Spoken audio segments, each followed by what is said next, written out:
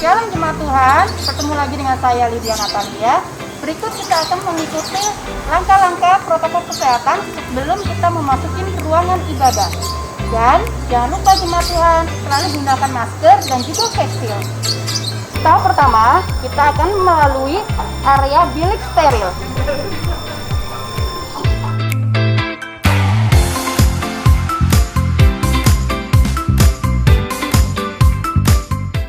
Kita akan mengantri di area yang bertanda kuning.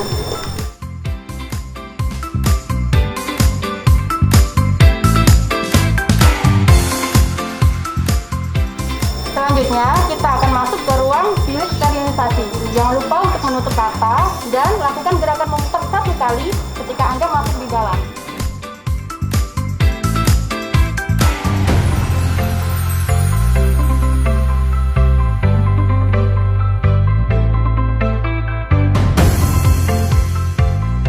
Selanjutnya, tahap kedua, kita akan masuk ke area cuci tangan.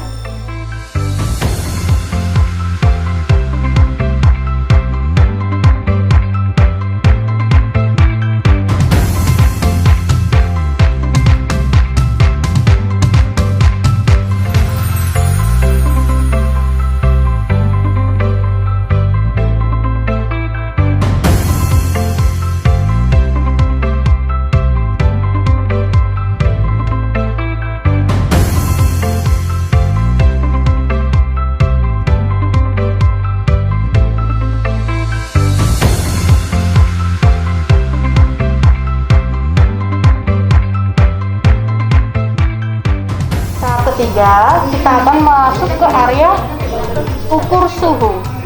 Di sini nanti jemaat Tuhan akan diukur suhu menggunakan termometer gun.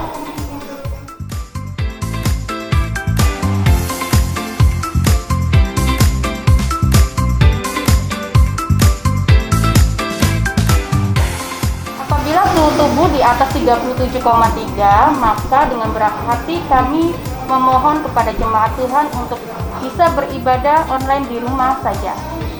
Nah, sekarang kita sudah melewati 3 tahap tersebut. Sekarang kita boleh memasuki ruangan ibadah.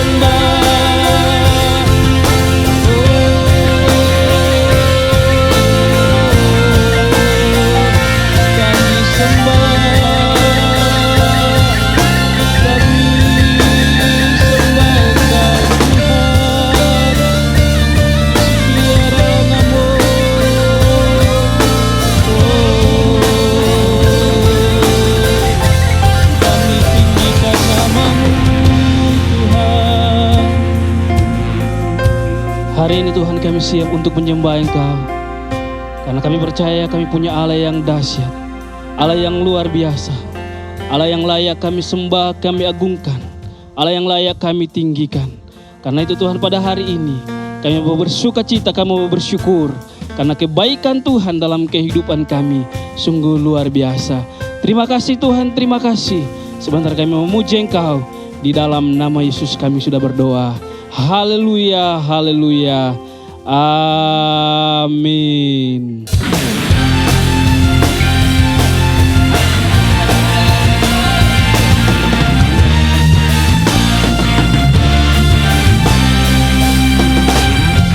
Tuhanlah kekuatan Mazmurku, Dia gunung batu dan keselamatanku.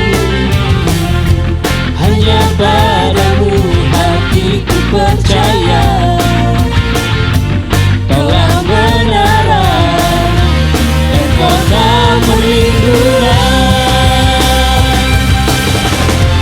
Ku mau selalu bersyukur, sebab cintamu padaku takkan pernah berubah.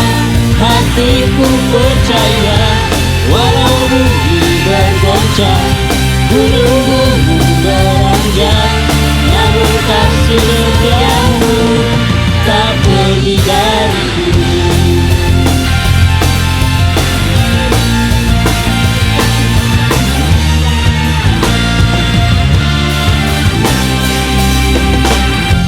Tuhanlah kekuatan dan mazmurku, Dia gunung batu dan keselamatanku. Hanya padamu hatiku percaya, Kaulah menara dan kota perlindungan. Ku mau selalu bersyukur, sebab cintamu padaku takkan pernah berubah. Hatiku percaya, walau bumi bergoncang, gunung-gunung beranjak, namun kasih setiamu tak pergi dariku.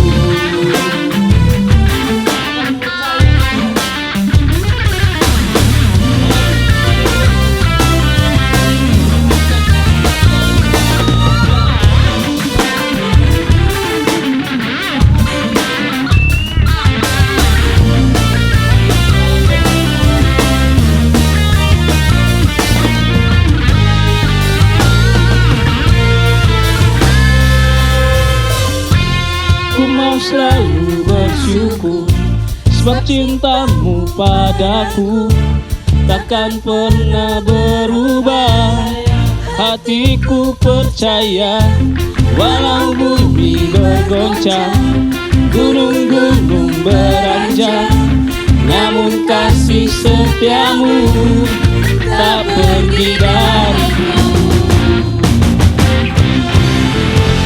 Ku mau selalu bersyukur, sebab cintamu padaku takkan pernah berubah. Hatiku percaya, walau bumi bergoncang, gunung-gunung beranjak, namun kasih setiamu tak pergi dariku. Kasih setiamu tak pergi dariku. Kasih setiamu tak pergi dariku.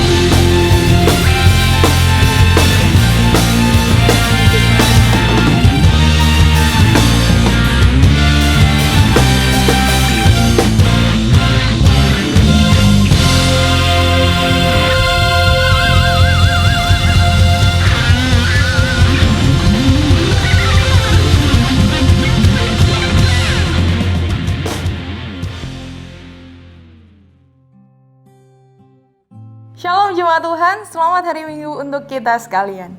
Jemaat Tuhan, sebelumnya mari kita buka pada kitab Amsal pasal yang ke-18 ayat yang ke-10, yaitu nama Tuhan adalah menara yang kuat, kesanalah orang benar berlari dan ia menjadi selamat. Karena dialah kita diselamatkan. Amin. Jemaat Tuhan, saya rindu untuk mengajak kita sekalian memberikan yang terbaik bagi Tuhan melalui persembahan syukur, juga persembahan persepuluhan.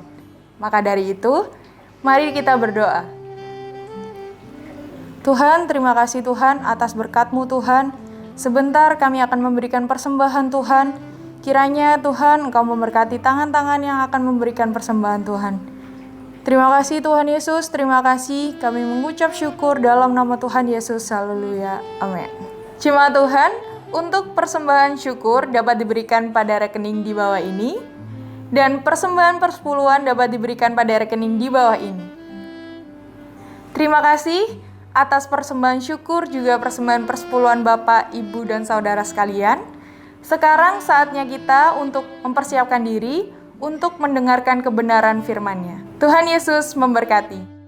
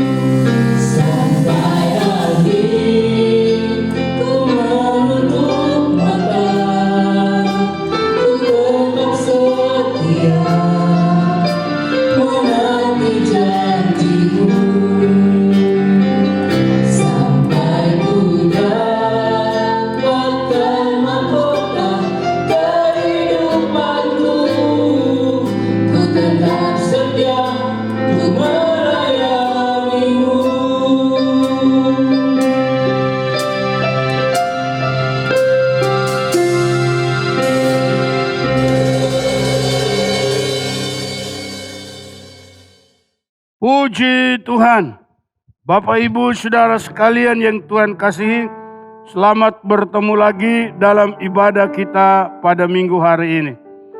Sebelum kita masuk di dalam firman Allah, kita tunduk kepala bersama berdoa. Maha besar Bapa Surgawi, dalam nama Yesus Kristus Tuhan dan Juru Selamat kami yang hidup, pada saat ini kami menghampiri hadirat-Mu ya Bapa, seraya memohon rahmat dan anugerah-Mu, agar Engkau juga yang akan menyertai kami dalam ibadah ini. Dan biarlah firman-Mu ditaburkan sungguh mendapat tempat di hati kami masing-masing, hingga bertumbuh dan berbuah dalam kehidupan kami untuk hormat dan kemuliaan nama-Mu. Semua tipu daya dan pekerjaan iblis yang mencoba menghambat merintangi pemberitaan firman Allah ini, kami tolak keluar dalam nama Tuhan Yesus Kristus. Bapa surga, terima kasih. Berkati umat-Mu Tuhan yang ibadah di rumah mereka masing-masing, yang mengikuti pemberitaan firman Allah ini, agar semua mereka sungguh boleh dikuatkan dan menjadi tetap setia sampai kami bertemu Tuhan di awan permai. Terpujilah nama Tuhan kekal sampai selama-lamanya. Di dalam anugerah dan berkat-Mu, kami akan menyambut firman-Mu pada saat ini. Haleluya. Amin. Baik, puji Tuhan, Bapak Ibu Saudara sekalian yang Tuhan kasihi. Pada kesempatan ini kita akan membahas kembali firman Allah tentang peristiwa akhir zaman, menyambut kedatangan Yesus pada kali yang kedua. Tema kita pada hari ini adalah perubahan di padang gurun. Nah, Bapak Ibu Saudara sekalian yang Tuhan kasihi, mungkin kita bertanya untuk apa kita ada di padang gurun. Yang lalu memang saya sudah katakan bahwa padang gurun adalah tempat yang disediakan oleh Allah untuk supaya nanti ketika antikris menguasai dunia, maka gereja Tuhan akan disingkirkan ke padang gurun. Padang gurun yang sudah menjadi seperti Taman Eden. Padang gurun yang sudah dibangun oleh Tuhan menjadi taman Tuhan. Di padang gurun penuh sukacita yang besar, penuh kegirangan yang luar biasa. Dan saudara Bapak Ibu sekalian, untuk apa kita di padang gurun? Itulah yang akan kita bahas hari ini. Di padang gurun ini Bapak Ibu sekalian, apa yang harus kita lakukan? Tema kita berkata perubahan.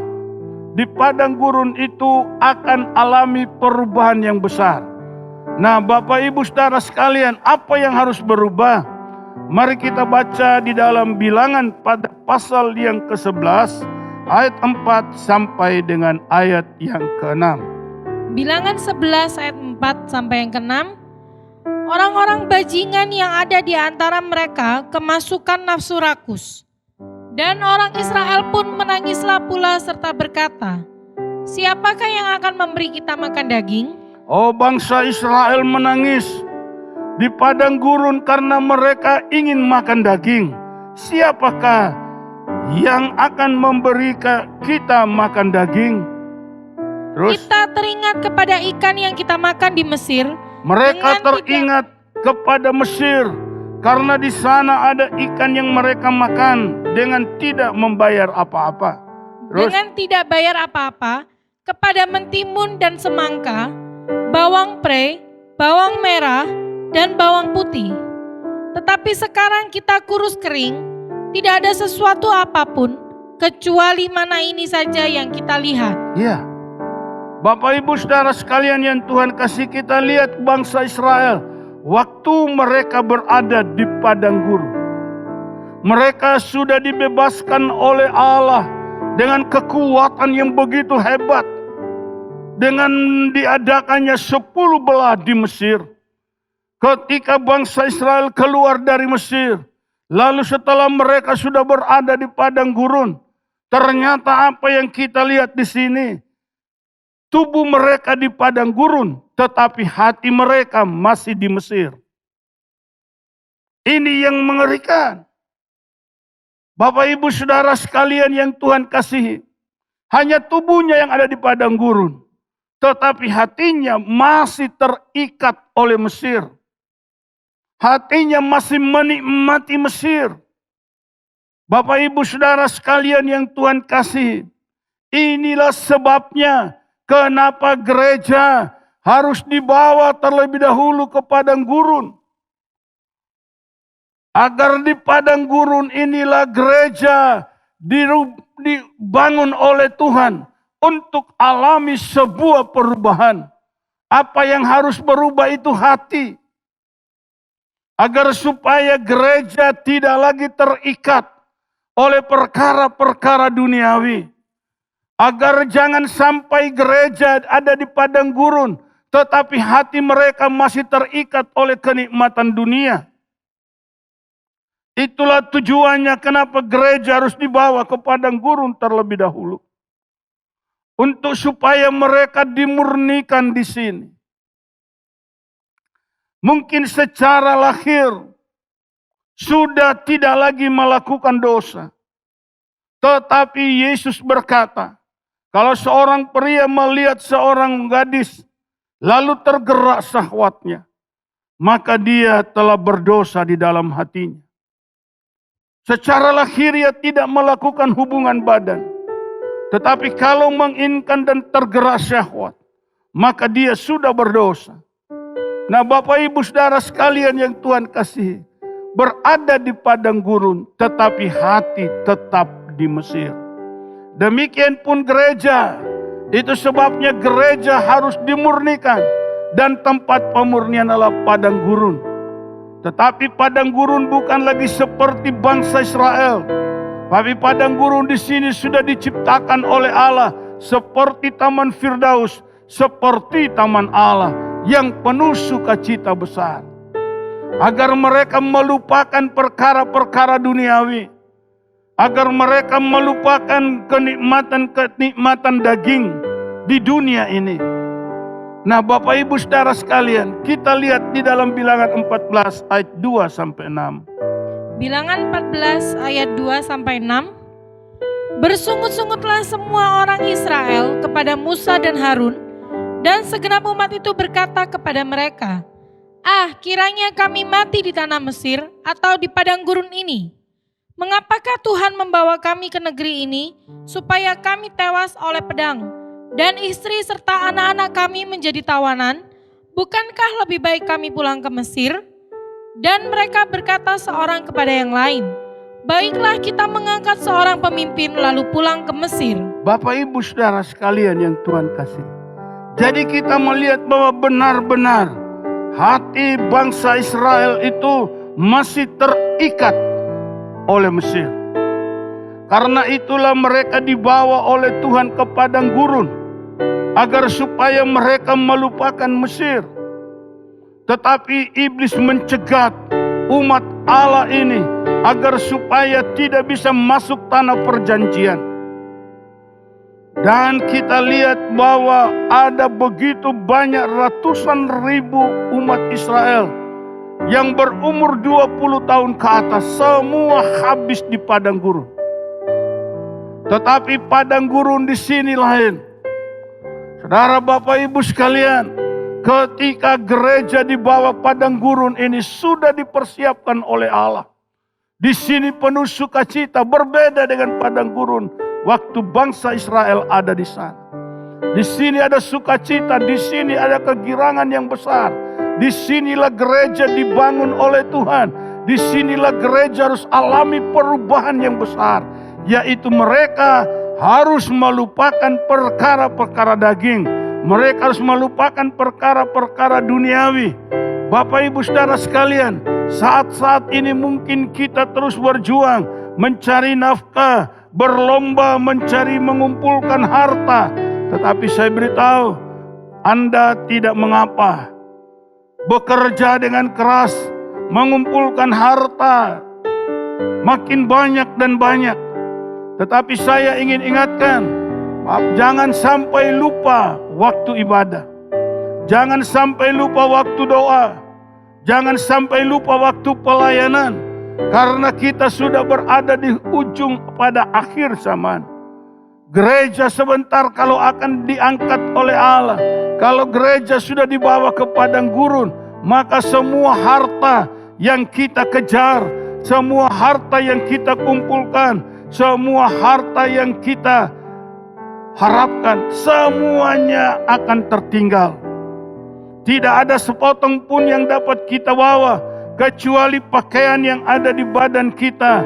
Itulah yang akan dibawa, untuk kita dibawa ke padang belantara atau ke padang gurun ini. Bapak Ibu Saudara sekalian, itu sebabnya di tengah-tengah kesibukan kita bekerja, mencari nafkah, jangan lupa sekali lagi ibadahmu. Jangan lupa waktu-waktu doamu. Jangan lupa waktu-waktu pelayananmu. Karena kalau hal ini sudah terjadi, peristiwa ini, saudara-saudara, semua harta kita sekali lagi tidak ada lagi artinya. Kalau toh kita, saudara, kalau toh ada yang masuk masa 3,5 tahun, harta di masa 3,5 tahun, semuanya akan dikuasai oleh antikris. Karena di masa 3,5 tahun Anda tidak bisa menjual dan membeli. Kalau Anda tidak memiliki cap 666, itu adalah cap antikris. Dan untuk menempatkan cap itu, meterai atau meterai. Untuk mendapatkan cap atau meterai ini, Anda harus dipaksa menyembah patung antikris. Dan semua orang yang menyembah patung tidak akan luput dari murka Allah. Itulah sebabnya selagi waktu masih ada untuk kita, Tuhan beri, mari kita manfaatkan dengan baik waktu ini. Perhatikanlah anggota-anggota keluargamu. Perhatikanlah semua orang yang engkau kasih dan cintai. Sudahkah mereka ada di dalam kebenaran? Ataukah mereka masih terus menikmati kenikmatan daging? Atau masih terus menikmati perkara-perkara duniawi dan melupakan ibadah, melupakan doa, melupakan pelayanan, melupakan Tuhan? Selagi waktu ada, hal ini saya ingatkan. Nah, Bapak Ibu yang Tuhan kasih, mari kita lihat Matius pasal 5 ayat 48. Matius pasal yang kelima ayat 48. Matius pasal 5 ayat yang ke-48. Karena itu haruslah kamu sempurna, sama seperti Bapamu yang di sorga adalah sempurna. Nah, kenapa kita harus mengalami perubahan di sini? Seperti bangsa Israel saya sudah katakan tadi, mereka sudah meninggalkan Mesir, tetapi ternyata hati mereka masih terikat oleh Mesir. Di padang gurun mereka menangis, mereka minta makan daging seperti di Mesir. Apakah Allah tidak sanggup memberi? Allah sangat sanggup memberikan.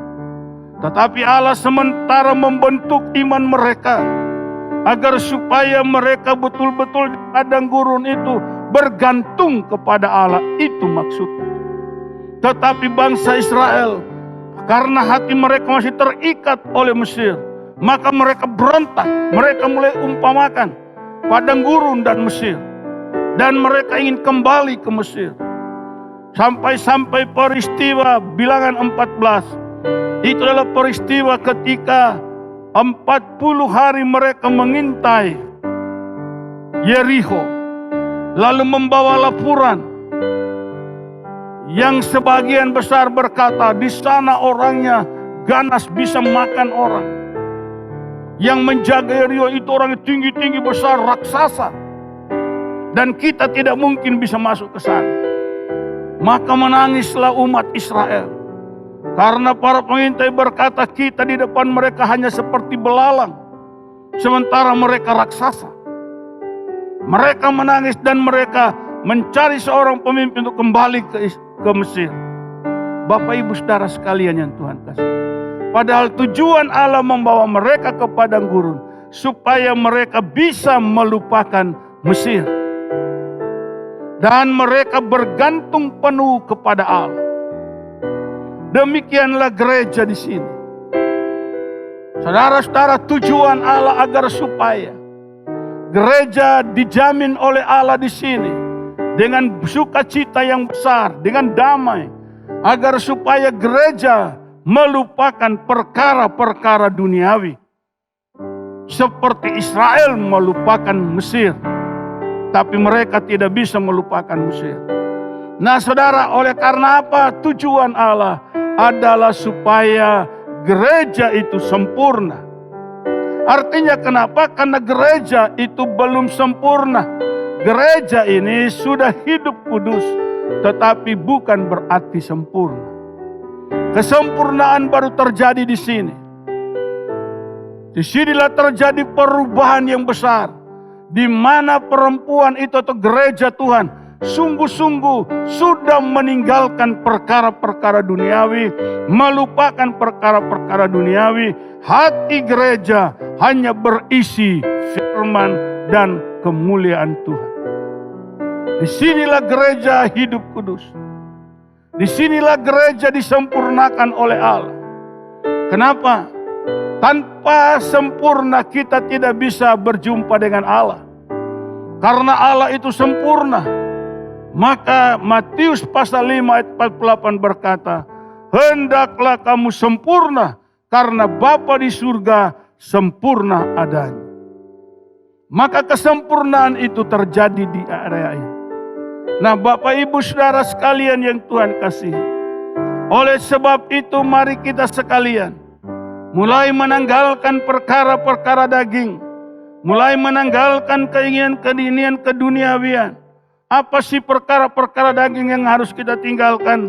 Galatia pasal yang kelima ayat 19. Galatia pasal yang kelima ayat 19.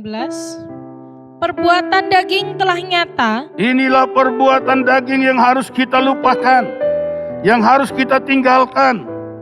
Perbuatan daging itu telah nyata. Apakah itu?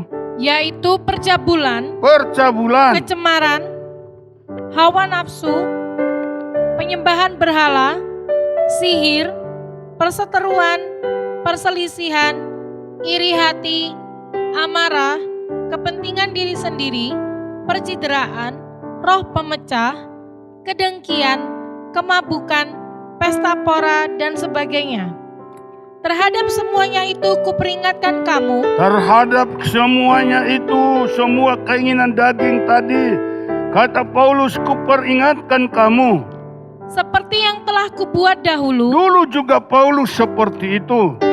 Bahwa barang siapa melakukan hal-hal yang demikian. Barang siapa melakukan hal-hal yang demikian, ia tidak akan mendapat bagian dalam kerajaan Allah. Ia tidak akan mendapat bagian dalam kerajaan Allah.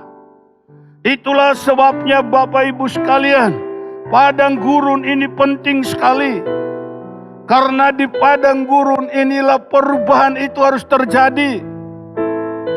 Saudara-saudara sekalian, tubuh fana ini tidak boleh masuk di dalam kehidupan yang kekal. Tubuh kita ini pun harus berubah. Dan firman Allah berkata akan diubah dengan sekejap mata.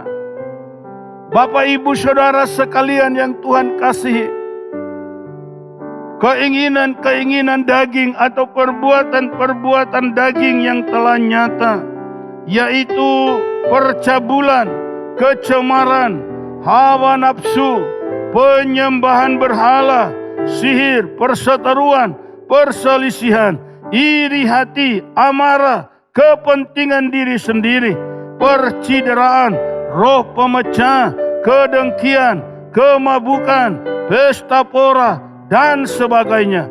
Terhadap semuanya itu kuperingatkan kamu, seperti yang telah kubuat dahulu, bahwa barang siapa melakukan hal-hal yang demikian, ia tidak akan mendapat bagian dalam kerajaan Allah.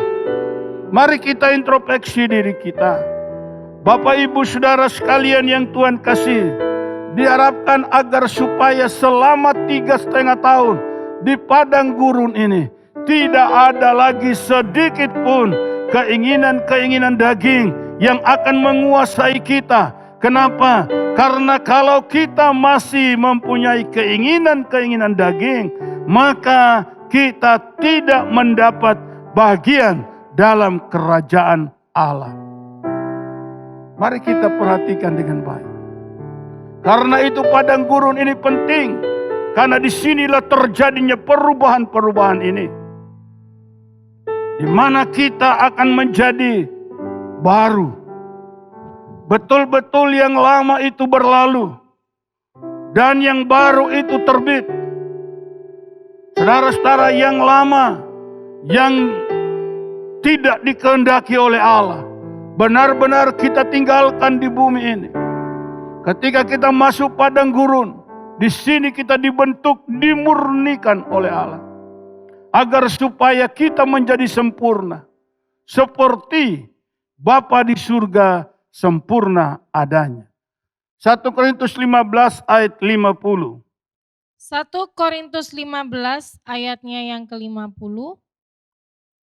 Saudara-saudara, inilah yang hendak kukatakan kepadamu, Perhatikan, inilah yang hendak kukatakan kepadamu. yaitu bahwa daging dan darah tidak mendapat bagian dalam kerajaan Nah, Allah. daging dan darah ini berarti harus terjadi perubahan. Daging dan darah tidak masuk dalam kerajaan Allah. Dan bahwa yang binasa tidak mendapat bagian dalam apa yang tidak binasa. Daging darah ini akan binasa. Dan dia tidak akan mendapat bagian dalam keadaan yang tidak binasa. Itu sebabnya butuh padang gurun supaya terjadi perubahan. Seperti saya katakan, seperti kepompong berubah menjadi kupu-kupu. Wah, indah sekali. Dari ulat menjadi kupu-kupu. Bisa terbang indah. Demikianlah kita di padang gurun. Bapak Ibu sekalian yang Tuhan kasih. Kita ditaruh di sana 3,5 tahun, tapi dalam sukacita yang besar. Untuk menikmati hadirat Allah. Sampai semua kita sudah melupakan duniawi. Melupakan perkara-perkara daging. Dan kita menjadi manusia yang baru. Jadi yang lama berlalu, yang baru telah kita peroleh di padang gurun. Terus? Sesungguhnya aku menyatakan kepadamu suatu rahasia. Kita tidak akan mati semuanya. Ini adalah rahasia, kita tidak mati semuanya. Tetapi kita semuanya akan diubah. Oh, kita semua akan diubah. Kita tidak akan mati semuanya. Artinya sebagian ada yang mati. Tapi kita semua akan diubah. Baik yang mati, baik yang hidup di padang gurun. Semua akan diubah. Terus? Dalam sekejap mata. Nah, perubahan itu hanya sekejap mata.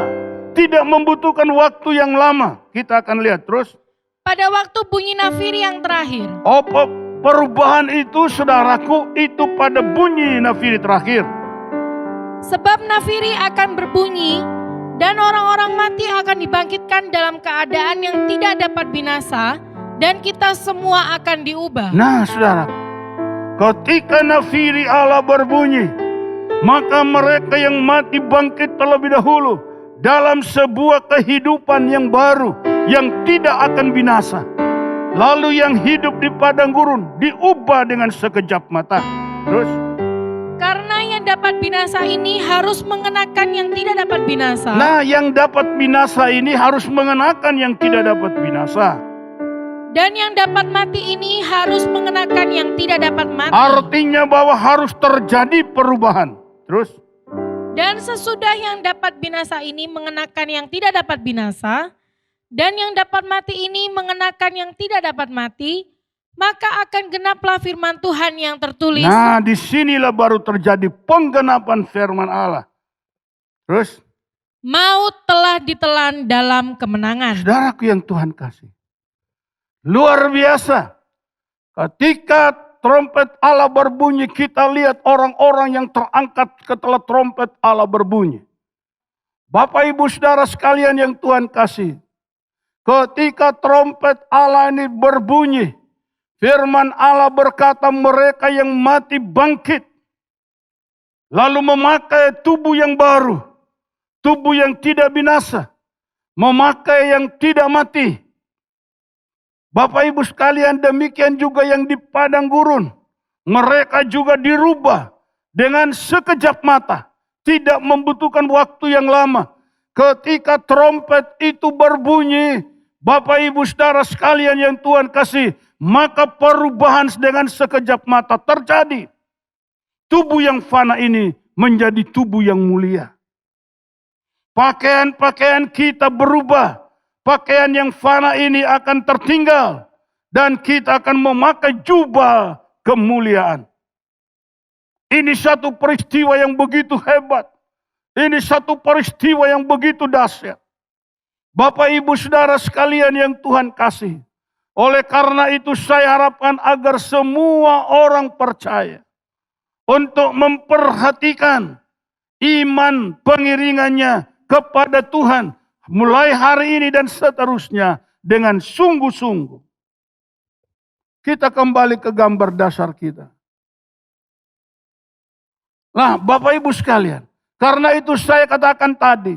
Apa artinya kita mengumpulkan banyak harta. Kalau waktu ini tiba Bapak Ibu sekalian. Maka semua harta yang kita kumpulkan menjadi tidak berarti.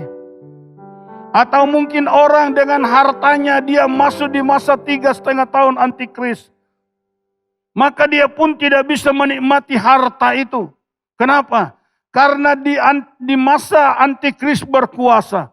Semua harta siapapun akan diambil alih oleh antikris. Dan setiap orang yang mau menjual dan membeli, mereka harus menerima cap antikris terlebih dahulu, yaitu cap 666. Dan perlu Bapak Ibu ketahui, kalau Anda ingin memperoleh cap itu, Anda harus menyembah terlebih dahulu antikris. Menyembah patung antikris. Dipaksa untuk menyembah patung. Kalau tidak menyembah patung, dibunuh. Tapi kalau menyembah patung, diberi cap 66 di dahi atau di tangan. Dan kalau Anda punya cap itu, Anda boleh menjual dan boleh membeli.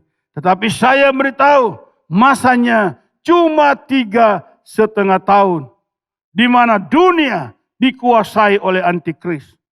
Oleh sebab itulah, Tuhan sebenarnya memberi jalan keluar. Agar supaya gereja tidak mengalami aniaya besar di masa 3,5 tahun antikris. Maka Allah sediakan padang gurun. Dan padang gurun ini dirubah oleh Allah menjadi seperti Taman Eden. Menjadi seperti Taman Allah. Penuh damai, penuh sukacita, penuh kegirangan. Tetapi gereja sebagian harus masuk di masa 3,5 tahun antikris. Karena mereka tidak terangkat ke padang gurun. Nah Bapak Ibu Saudara sekalian yang Tuhan kasih. Oleh sebab itu mari kita sekalian perhatikan hal ini. Nah saudara, ketika mulai terjadi perubahan di sini. Diubah dengan sekejap mata. Ketika trompet Allah berbunyi. Maka mereka diangkat kepada pertemuan di udara. Yesus datang. Nah saudara perhatikan. Disinilah pertemuan di udara terjadi. Bapak Ibu Saudara sekalian yang Tuhan kasih. Dengan demikian maka sukacita akan lebih besar lagi dalam pertemuan di udara ini.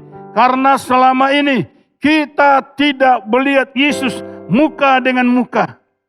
Kita hanya mendengar firman Allah. Kita percaya apa yang tertulis dalam Alkitab.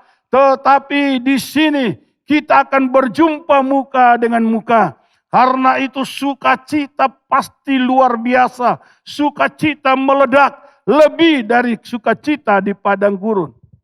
Disinilah pakaian-pakaian kita yang ada saat ini tertinggal. Seperti ketika Elia dijemput oleh kereta berapi dan kuda berapi. Maka jubahnya dijatuhkan.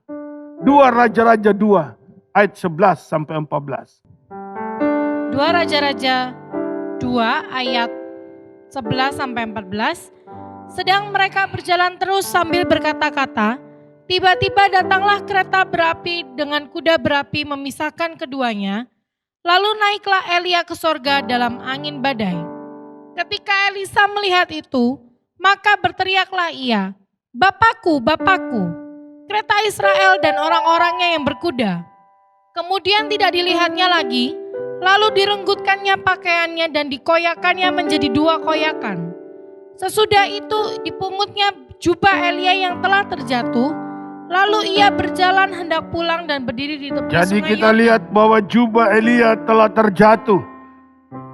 Terus Ia mengambil jubah Elia yang telah terjatuh itu, dipukulkannya ke atas air itu sambil berseru, "Di manakah Tuhan Allah Elia?" Ia memukul air itu, lalu terbagi ke sebelah sini dan ke sebelah sana, maka menyeberanglah Elisa. Nah, Bapak Ibu Saudara sekalian, jubah Elia tidak dibawa dalam pertemuan di udara.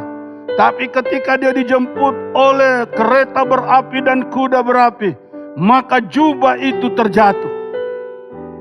Jubah itu ditinggalkan. Demikian juga di sini gereja, ketika trompet Allah berbunyi, semua pakaian yang duniawi, semua tertinggal. Kita akan memakai tubuh kemuliaan. Kita akan memakai jubah kemuliaan. Saudara, karena itu pertemuan di udara ini penuh dengan kemuliaan yang luar biasa. Sukacita yang besar terjadi. Oleh karena itu sekali lagi, janganlah hati kita terus terikat oleh perkara duniawi. Janganlah hati kita terus terikat oleh hawa nafsu daging. Mari setiap pribadi, setiap orang menanggalkan hal-hal yang duniawi dan hidup di dalam kebenaran. Maka anugerah dan berkat Allah akan menyertai kita semua dalam setiap langkah hidup yang kita lalui ini. Hindarkanlah semua keinginan daging. Bapak Ibu sekalian, kita sudah tahu persis apakah keinginan-keinginan daging itu. Sudah kita pelajari tadi bahwa semua keinginan daging tidak akan membawa kita ke sorga, tapi tidak diizinkan oleh Allah. Di dalam ayat 19, perbuatan daging telah nyata, yaitu percabulan, kecemaran, hawa nafsu, penyembahan berhala, sihir, perseteruan, dan seterusnya. Ini harus dihindarkan dari hidup kita. Selama kita menantikan Yesus datang kembali pada kali yang kedua dan masuk pertemuan di udara. Nah, Bapak Ibu Saudara sekalian yang Tuhan kasih, saya sampaikan di sini firman Allah. Saya harapkan agar kita semua sungguh-sungguh memperhatikan kebenaran-kebenaran yang disampaikan ini, agar supaya ketika trompet Allah berbunyi, semua kita telah siap diangkat dalam pertemuan di udara. Karena kita semua nanti akan masuk padang gurun, di mana Allah akan mengadakan sebuah perubahan yang besar. Bahkan termasuk tubuh kita akan alami perubahan yang besar. Yang mati mengenakan yang tidak akan mati. Yang fana mengenakan yang kekal. Biarlah semua ini menjadi berkat bagi kita sekalian. Di tengah-tengah gereja menantikan kedatangan Yesus pada kali yang kedua. Anugerah dan berkat Allah menyertai Bapak Ibu Saudara sekalian, dan biarlah kita hidup di dalam kebenaran demi kebenaran. Tuhan Yesus memberkati kita sekalian. Amin. Puji Tuhan. Kita tunduk kepala berdoa. Maha besar Bapa kami di surga, kami datang kepadamu pada akhir dari firman disampaikan. Kami bersyukur atas semuanya. Dan Tuhan, tuntunlah langkah-langkah hidup kami, agar supaya kami tidak terikat oleh hawa nafsu daging. Kami tidak terikat oleh kenikmatan-kenikmatan duniawi. Tetapi biarlah kami berkenan kepadamu dalam perjalanan hidup ini. Terima kasih Bapa. Dalam situasi COVID-19 ini, kami juga berdoa untuk bangsa kami Tuhan. Kami berdoa untuk pemerintah pusat sampai daerah. Kami berdoa khusus untuk presiden dan wakil presiden kami, agar terus dalam lindungan Tuhan, sehingga Tuhan memberikan hikmat untuk menangani berbagai masalah oleh karena COVID ini. Keamanan bangsa negara kami serahkan kepadamu. Tuhan, biarlah semuanya ada di dalam lindungan Allah. Baik itu ABRI maupun kepolisian, kami taruh di tangan Allah yang berkuasa. sehingga mereka tetap menegakkan keadilan dan menjaga keamanan bangsa ini. Bapa Surgawi, demikian tim medis, kami mohonkan secara khusus Engkau lindungi mereka semuanya, agar tidak lagi terus berjatuhan korban tim medis. Tuhan, kami berdoa, kami mohon perlindungan-Mu menaungi mereka semuanya. Bapa, terima kasih. Akhirnya hamba berdoa untuk seluruh jemaat-Mu ya Tuhan, yang saat ini beribadah di rumah masing-masing. Berkatilah mereka semua.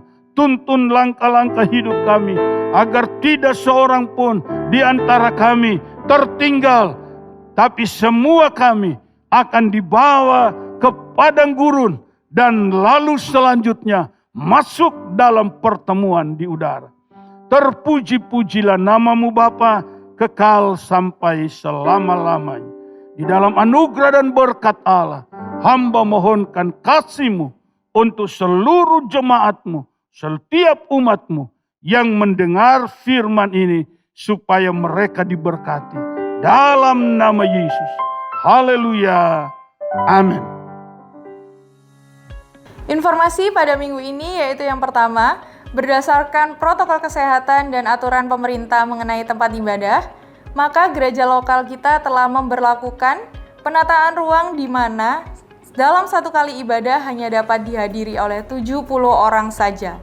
Maka dari itu, jadwal ibadah akan dibagi menjadi 3-4 kali ibadah dengan jadwal sebagai berikut, di mana ibadah pertama pada pukul 7.30 sampai pukul 9, ibadah kedua pada pukul 10 sampai pukul 11.30, ibadah ketiga pada pukul 16 sampai pukul 17.30. Dan jangan lupa bagi jemaat Tuhan yang akan hadir dalam ibadah di gereja lokal kita, gunakan masker dan face shield seperti yang saya gunakan.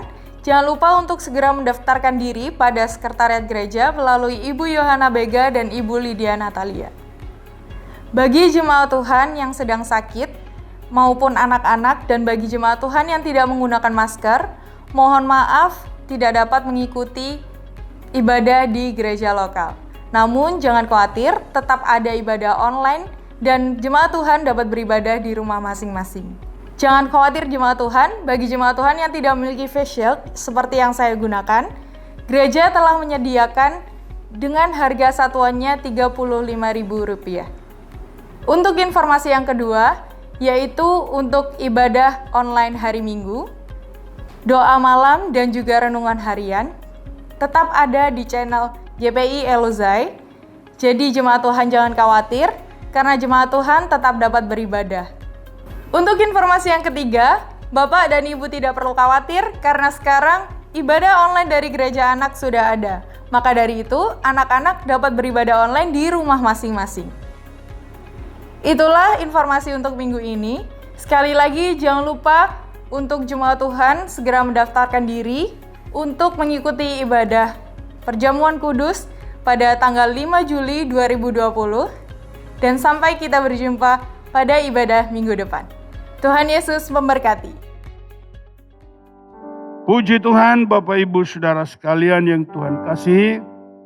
Kita akan berdoa untuk menerima berkat Allah dalam hidup kita. Mari kita tunduk kepala. Maha besar Bapa Surgawi, dalam nama Yesus Tuhan dan Juru Selamat kami, kepadamu hamba menyerahkan seluruh umat-Mu, setiap orang yang mendengar firman Allah ini, agar semuanya bangkit, masuk di dalam kehidupan yang kekal, menanggalkan semua perkara daging, dan hidup di dalam kesucian, sehingga berjalan bersama dengan Roh Kudus. Terima kasih Bapa. Terpujilah Engkau kekal selama-lamanya. Saya undang semua sidang Tuhan bangkit berdiri menerima berkat Allah.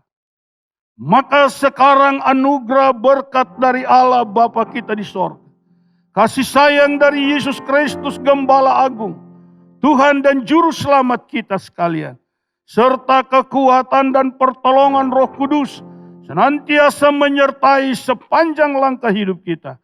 Mulai hari ini seterusnya, sampai Maranatha Tuhan datang kembali. Berkat Allah turun dalam hidup kita sekalian. Allah memberkati rumah tanggamu masing-masing. Allah memberkati semua mata pencaharianmu. Allah memberkati segala usahamu. Maka diberkatilah engkau di ladang, diberkatilah engkau di kota, diberkatilah semua mata pencaharianmu. Allah menghindarkan engkau dari malapetaka maut, menjauhkan engkau dari segala kecelakaan. Dan Tuhan Yesus berjanji tetap menyertai kita sampai kesudahan alam. Maka segala berkat berlimpah dari sorga turun dari Bapa atas saudara sekalian, terjadi dalam hidupmu. Berkat Allah dengan kelimpahannya di dalam nama Tuhan Yesus Kristus. Haleluya. Amin. Bapa, terima kasih. Bapa, terima kasih. Bapa, terima kasih.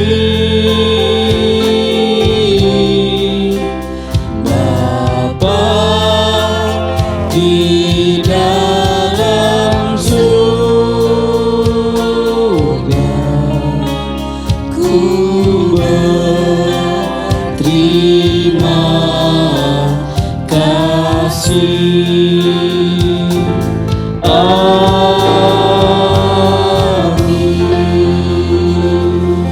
Amin. Tuhan Yesus memberkati kita sekalian. Ibadah kita selesai. Sampai bertemu ibadah pada bulan depan, minggu pertama, yaitu ibadah perjamuan kudus. Berdoa agar supaya kita semua boleh ibadah perjamuan kudus di gereja.